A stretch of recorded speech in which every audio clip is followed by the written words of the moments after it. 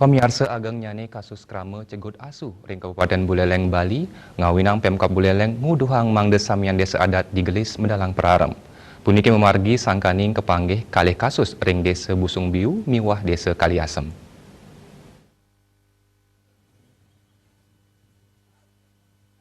Wakil Bupati Buleleng Nyoman Sucitra Mawasang, pemerintah sampun mausaha untuk nampenin becek kewentanan kasus rabies ring Buleleng.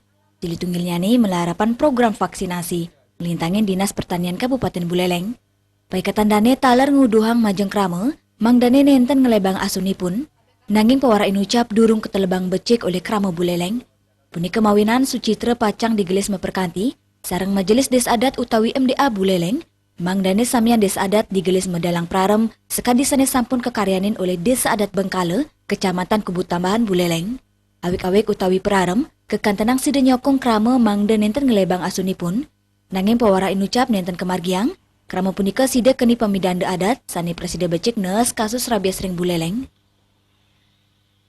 Ya, itu kita dorong itu ya melalui MDA agar desa adat ini membuat perarem, jadi awik-awik agar tidak melepas seperti di sawahnya, tidak melepas liarkan anjing. Kalau misalkan melepas liarkan anjing itu kalau kena gigitan itu kena peranjung batu atau kena denda ya, itu.